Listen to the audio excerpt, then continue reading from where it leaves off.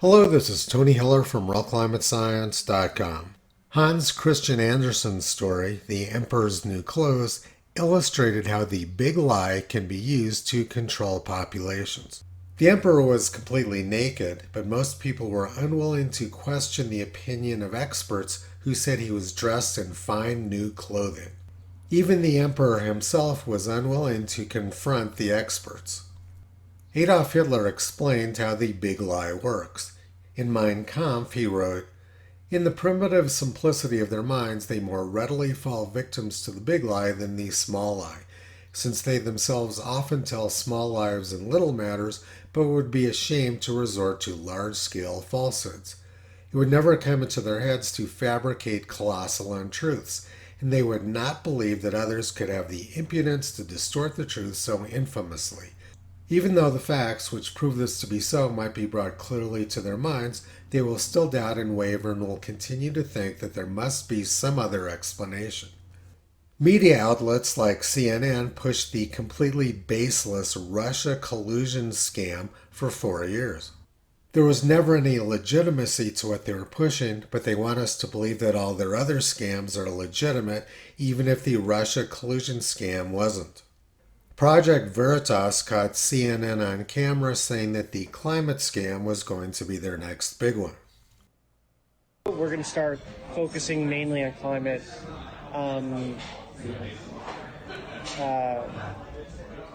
like global warming, and like that's going to be our next I don't know, what's the word I'm looking for? It's going to be our focus. Our focus was to get Trump out of office, right? Without saying it, that's what it was, right? So our next thing is going to be for climate change awareness. So that's like the next pandemic story that will beat to death. But that one's got longevity. You know what I mean? It's not like there's a definitive ending to the pandemic, or it'll taper off to a point that it's not a problem anymore. I think it's going to take years, so they'll probably be able to milk that for quite a bit. So let's take a look at how the CNN big lie about climate is structured. Here's a recent article. More than a third of the area charred by wildfires in western North America can be traced back to fossil fuels, scientists find.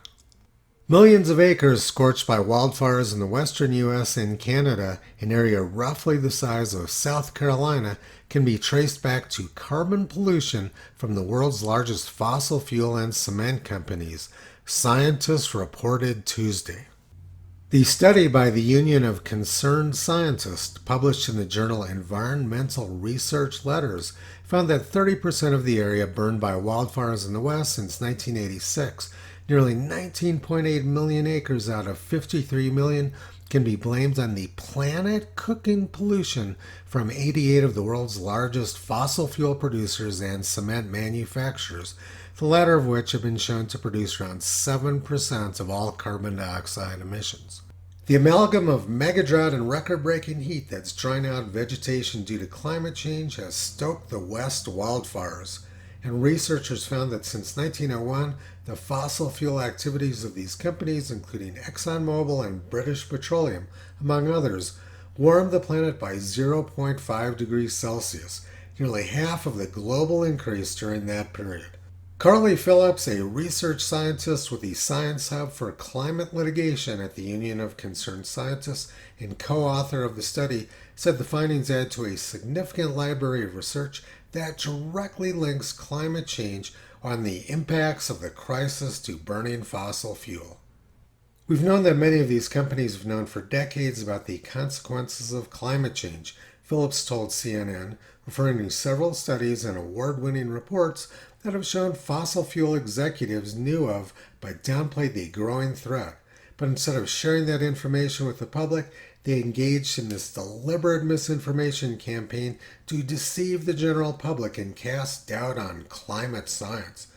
Fossil fuel companies have denied the conclusions of these reports. Let's take a look at how this propaganda is constructed, beginning with the fake study it's based on. If we look at the complete fire record from the National Interagency Fire Center going back to 1926, we can see that there's no correlation between burn area and CO2. In fact, they're doing the exact opposite. Burn area is down 80% since the 1930s, while carbon dioxide levels have steadily increased. So what the Union of Concerned Scientists did was hide all the data before 1986 so they could create the appearance of an imaginary correlation between CO2 and burn area. What the Union of Concerned Scientists did was straight out of the book, How to Lie with Statistics. And if we go back even further to the pre-industrial period, we can see that burn acreage in the United States is down 90%. As carbon dioxide levels have increased in the atmosphere, burn acreage has been sharply down. The whole basis of this CNN article is fraudulent. Now let's look at some of their specific propaganda techniques. They made a false claim about fossil fuels and qualified it with scientists find. It didn't matter that the claim was false, they made an appeal to authority to people who called themselves scientists. And these frauds not only call themselves scientists, but they also call themselves concerned scientists. CNN based their article on a completely fraudulent study, and they continue to ramp up the propaganda with phrases like planet cooking pollution. And then CNN used the fake study to place blame on 88 specific companies. And here's another common propaganda technique. They used a very precise number, 37%, to legitimize their fake study. Another common propaganda technique is to pile the fake studies on top of each other. The findings add to a significant library of research that directly links climate change or the impacts of the crisis to burning fossil fuel. Richard Horton, the editor of The Lancet, said, "The case against science is straightforward.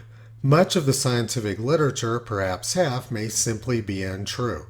Afflicted by studies with small sample sizes, tiny effects, invalid exploratory analyses, and flagrant conflicts of interest, together with an obsession for pursuing fashionable trends of dubious importance, science has taken a turn towards darkness.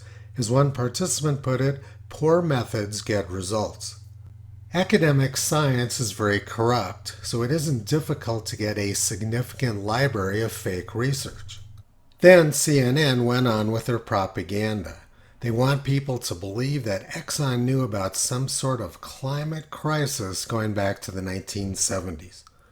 But in the 1970s, the CIA was worried about global cooling, not global warming. The Guardian reported, space satellites show new ice age coming fast. The New York Times was worried about ominously thicker Arctic sea ice and a new ice age. Time magazine and the Chicago Tribune were worried about a new ice age. NASA thought there was a new ice age coming as early as the year 2021. 42 top American and European investigators wrote a letter to President Nixon warning of a new ice age in about a century. This occurred more than half a century ago. Science News was worried about ice burying Manhattan. But CNN wants people to believe that Exxon knew about some sort of global warming crisis which nobody in the press knew anything about at the time. CNN said, instead of sharing that information about the global warming crisis with the public, Exxon engaged in this deliberate misinformation campaign to deceive the general public and cast doubt on climate science. Richard Feynman said, "Religion is a culture of faith. Science is a culture of doubt." What CNN is doing is conflating the global warming religion with science.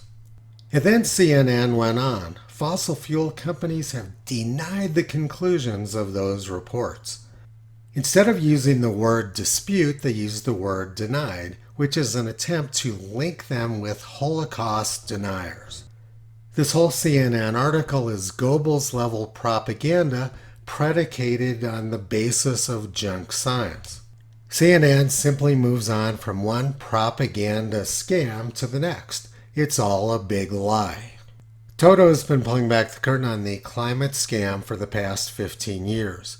You can visit him, Kyrie, Caesar, Toki, Upla, and the 4 new puppies on the web at realclimatescience.com.